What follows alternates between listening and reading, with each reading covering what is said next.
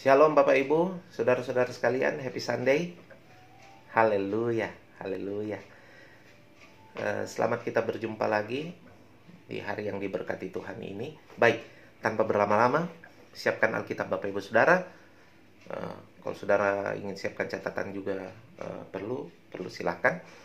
Hari ini saya akan bagikan firman Tuhan.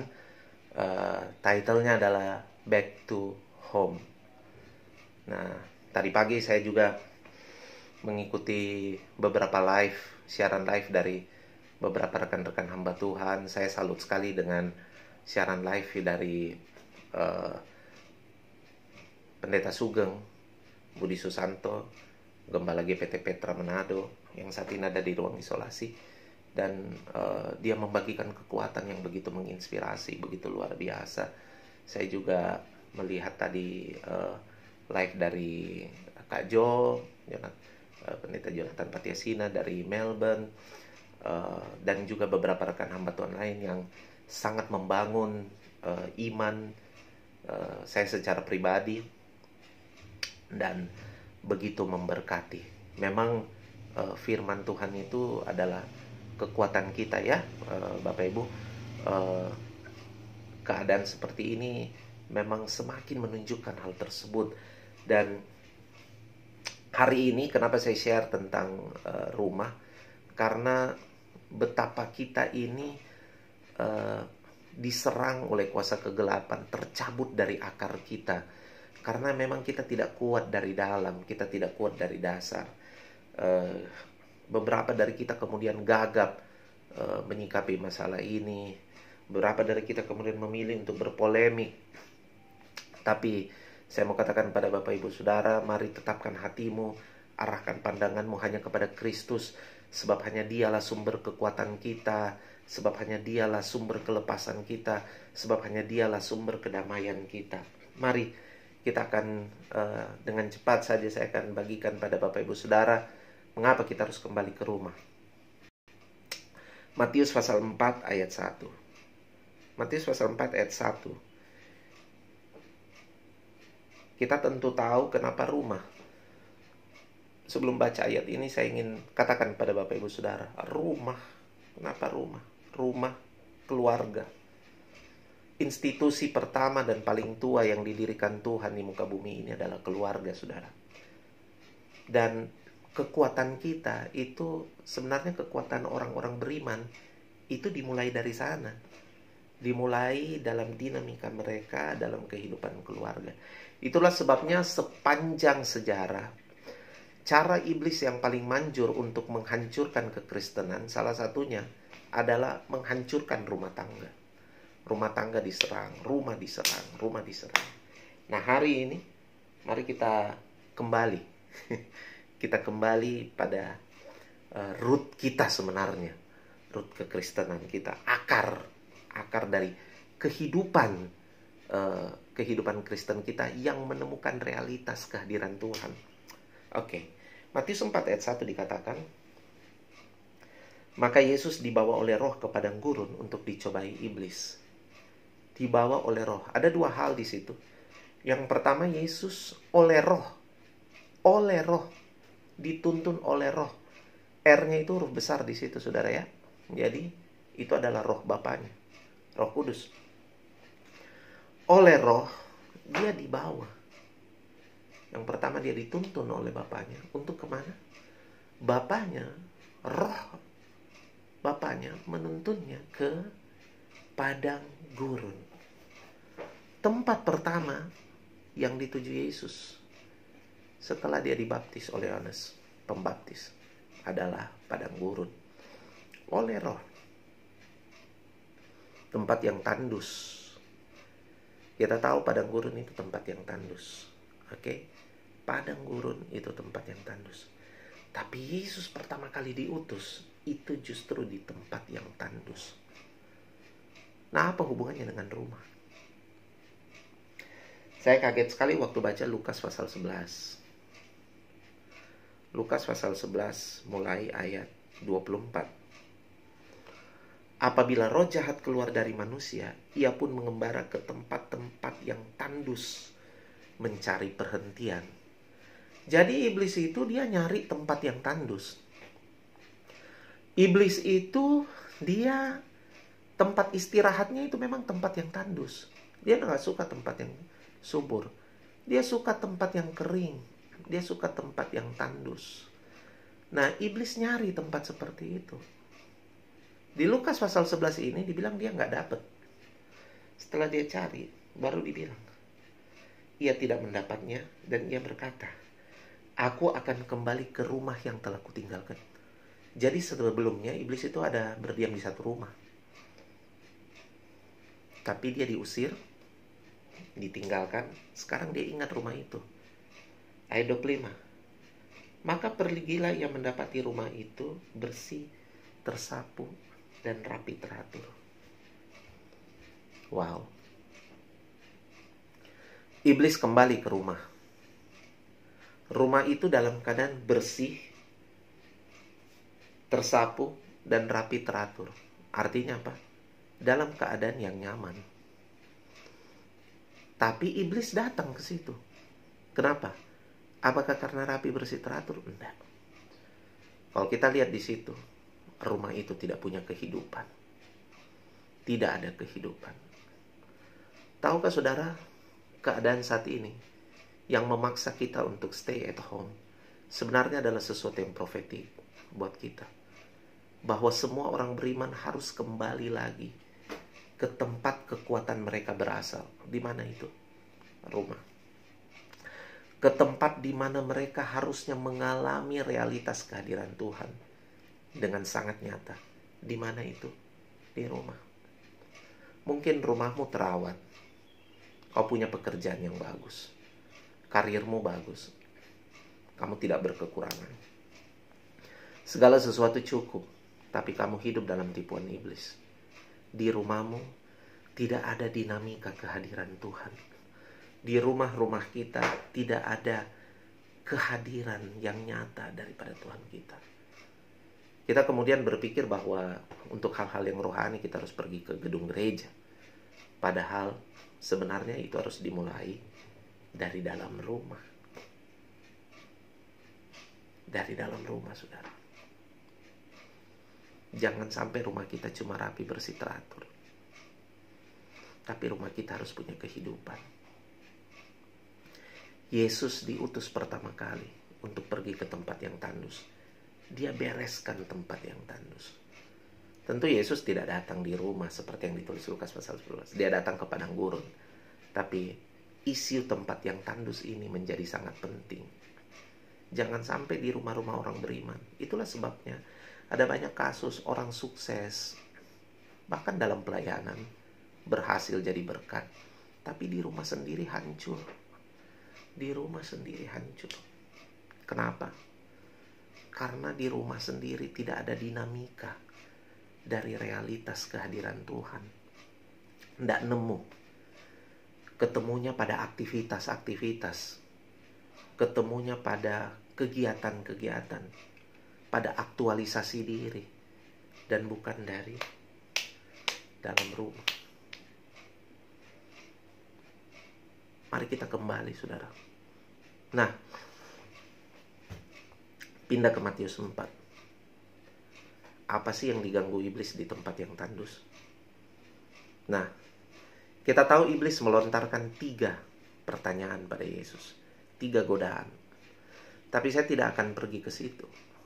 Saya hanya ingin menyorot pada saudara bahwa 3 kontennya ini bisa beda. Tapi walaupun kontennya beda, tetap saja dilatari oleh 1 pertanyaan. Pertanyaan itu adalah ini. Jika kamu anak Allah. Jika kamu anak Allah. Pertanyaannya, apakah iblis tidak tahu Yesus anak Allah? Tahu. Tapi dia dengan gamblang tetap bertanya. Jika kamu anak Allah. Seakan-akan begini loh. Tidak sahih kalau Yesus tidak mampu melakukan apa yang dia sodorkan. Yesus tidak sahih sebagai anak Allah kalau dia tidak melakukan apa yang iblis sodorkan. Tahukah saudara, pertanyaan-pertanyaan seperti itu mulai digugat di dalam rumah. Apakah kamu anak Allah? Apakah kamu dikasihi Allah? Kalau kamu dikasihi Allah, apakah suamimu mengasihimu? Kalau kamu anak Allah, apakah istrimu benar-benar mengasihimu? Kalau kamu anak Allah, apakah anak-anakmu mengasihimu? Kalau kamu benar-benar dikasihi Allah, apakah orang tuamu mengasihimu? Kalau kamu benar-benar dikasihi Allah, apakah saudaramu benar-benar peduli sama kamu? Itu semua mulai, gugatan-gugatan itu semua dimulai dari dalam rumah, saudara. Dari dalam rumah. Nah, waktu kita digugat di dalam rumah, kita kemudian kehilangan kemampuan untuk menangkap kasih sayang Tuhan. Kenapa? Karena kita tidak mengalaminya dari dalam rumah. Mari kita alami kembali itu. Rebut kembali kekuatan kita dari dalam rumah. Oke, sekarang kita sudah di rumah. Apa yang harus kita lakukan? Satu kata. Yang harus kita lakukan adalah bertekun dalam mengenal Tuhan sebagai keluarga. Ketika orang Israel di tanah Gosen, di tulah ke-10, mereka disuruh lockdown themselves di dalam rumah mereka. Apa yang mereka lakukan dalam rumah? Apakah hanya berdiam dan menunggu malaikat maut berjalan? Tidak. Mereka di rumah beribadah. Mereka di rumah beribadah. Mereka di rumah angkat perjamuan. Mereka di rumah memperingati Tuhan. Yang saya mau bilang pada saudara adalah ini. Ambillah waktu-waktu ini. Ambillah waktu-waktu ini untuk kembali mengenal Tuhan, bertekun dalam pengenalan akan Tuhan di rumah-rumah kita. Karena setelah ini wajah gereja berubah. Dengan kejadian ini, keimamatan itu dibantai habis. Tidak ada lagi orang-orang khusus, yang ada adalah semua orang dari dalam rumah telah mengambil bagiannya yang utuh dan asli. Mari kita lakukan ini, saudara. Nah, berdiam di dalam hadiratnya. Nah, mari lihat Mazmur 91. Di Mazmur 91, kalau saudara akhir-akhir ini orang terkonsentrasi pada ayat 3-7. Padahal ayat 3-7 itu bisa menjadi realita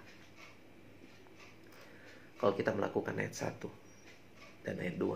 Ayat 1 lah. Ayat 1 bilang apa?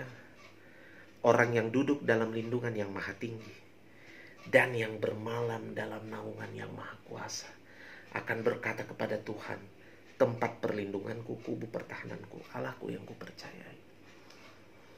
Duduk dan bermalam. Dua kata penting. Duduk itu tanda ketaatan. Duduk itu tanda bayar harga.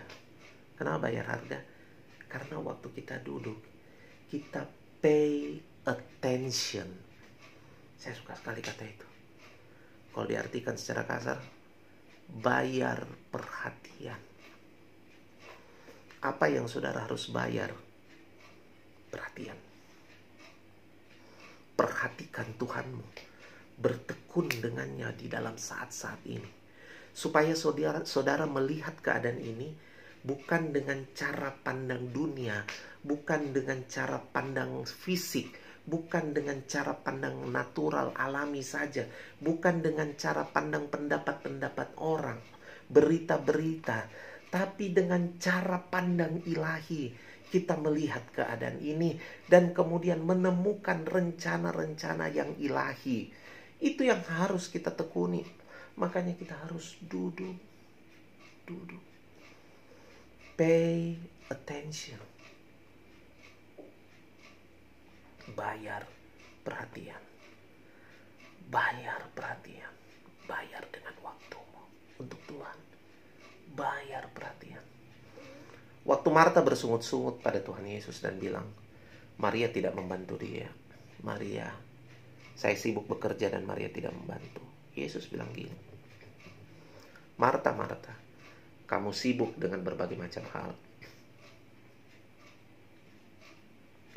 Tapi Maria telah mengambil bagian yang terbaik yang tidak dapat diambil daripadanya. Wow. Maria mengambil bagian yang terbaik. Maria duduk di kaki Tuhan. Waktu kita duduk, saudara, dan kemudian pay attention, kita sebenarnya sedang mengambil bagian yang terbaik yang disediakan Tuhan bagi kita. Oleh sebab itu saya dorong saudara, mari ambil bagian yang terbaik itu. Dari dalam rumah, setiap keluarga mulai diluaskan untuk mengambil bagian yang terbaik yang disediakan Tuhan di rumah-rumah kita. Untuk mempersiapkan kita bergerak bersama dalam pergerakan All Saints Movement, di mana sudah tidak ada lagi kultus-kultus individu, tapi yang ada adalah orang percaya yang bergerak bersama. Baru yang kedua, bermalam. Apa itu bermalam? Saya temukan kata bermalam itu begini.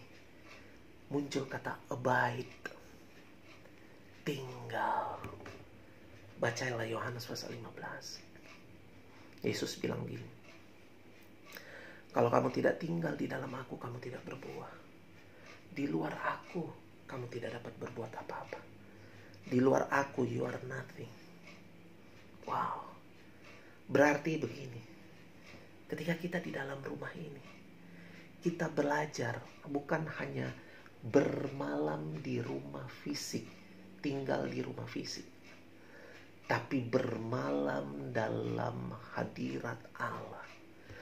Bermalam di dalam pribadinya yang bertahta di rumah kita. Itulah sebabnya orang Israel, sembari malaikat maut berjalan, mereka itu concernnya bukan pada malaikat maut. Mereka concernnya pada Tuhan. Dan itu terjadi di dalam rumah masing-masing. Ayo saudara, dari rumah masing-masing, saya mau dorong kita. Mari kita arahkan pandangan kita. Pay attention pada pribadinya. Pay attention pada pribadinya. Waktu kita mengarahkan pandangan kita pada Tuhan, maka secara tidak langsung saya dan saudara berkontribusi menyediakan jalan bagi kerajaan sorga untuk melawat banyak orang. Saya yakin hari-hari ini terjadi penuaian besar. Ada banyak orang yang bertemu dengan pribadi Yesus. Tidak terkecuali bahkan orang-orang Kristen sendiri yang notabene sudah jadi Kristen. Mereka akan bertemu dengan pribadi Yesus. Mereka sudah tidak melihat lagi Kristus sebagai ornamen sebuah agama, tapi melihat Kristus sebagai pusat. Wow. Oleh sebab itu mari, selagi kita ada dalam rumah, kita lapangkan jalan bagi keselamatan yang dicurahkan oleh kerajaan Allah itu dilepaskan ke seluruh penjuru.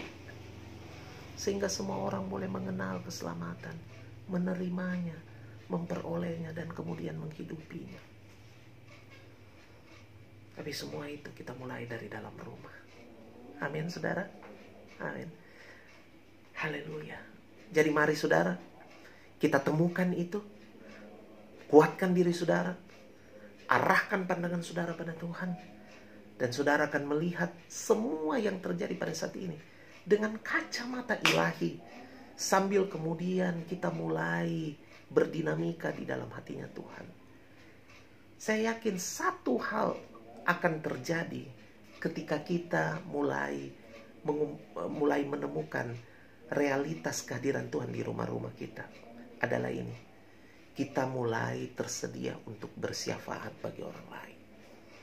Teman saya Daniel Ray membagikan tentang hal ini. Tentang bagaimana Tuhan menuntun dia untuk bersyafaat. Kita selalu berpikir bersyafaat itu ada spesialisnya. Tapi ternyata begini saudara. Waktu kita menemukan realitas kehadiran Tuhan di rumah kita, dengan sendirinya kita bersyafaat.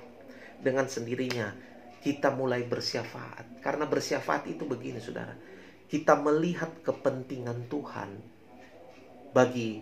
bukan hanya bagi diri kita, tapi bagi dunia ini, bagi bangsa ini, bagi kota kita, bagi orang lain. Kita mulai lihat hati Tuhan. Kita mulai menemukan belas kasihan yang datang daripada Tuhan. Oleh sebab itu saudara, mari temukan itu saudara. Temukan itu. Waktu kita bersyafaat. Waktu keluarga menaikkan syafaat. Maka realitas daripada kehadiran pribadi Kristus menjadi semakin nyata. Di udara kita dinyatakan hal tersebut. Saya tutup dengan membacakan masih dari Matius pasal 4. Apa yang terjadi setelah Yesus mengalahkan iblis di padang gurun. Ayat 11.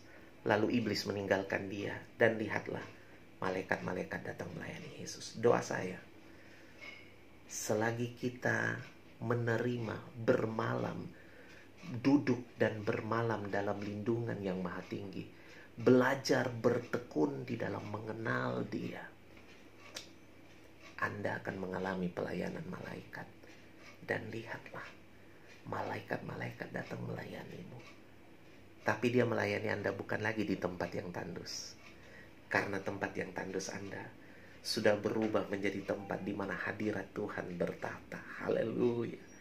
Ini saatnya rumah-rumah kita menjadi rumah-rumah yang menyatakan kehadiran daripada Tuhan Yesus Kristus. Menyatakan hadirat daripada Tuhan Yesus Kristus. Menyatakan bertahtanya Yesus Kristus atas segala sesuatu. Sampai kemudian kita memberikan jalan bagi Dia untuk melawat lebih banyak orang lagi. Mari saudara, mari kita tangkap ini pagi hari ini, dan kita semua menjadi kuat selalu di dalam Tuhan.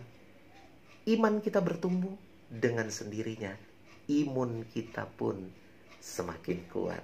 Haleluya. Happy Sunday, Saudara. Happy Sunday Bapak Ibu. Tuhan Yesus berkati kita semua. Tuhan Yesus sayang kita semua. Tuhan Yesus sertai kita semua. Saya mau berdoa buat Bapak Ibu.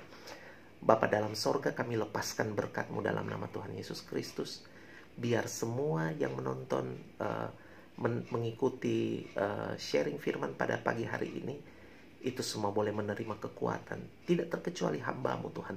Kami semua beroleh kekuatan yang baru daripada Tuhan. Lepaskanlah berkat daripada Allah Bapa, Allah Anak, dan Allah Roh Kudus dalam nama Tuhan Yesus Kristus.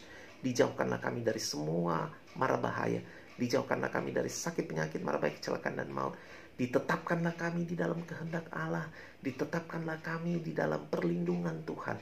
Ditetapkanlah kami di dalam penyertaan dan kasih setia Tuhan. Dalam nama Tuhan Yesus kami sudah berdoa. Haleluya. Amin. God bless you.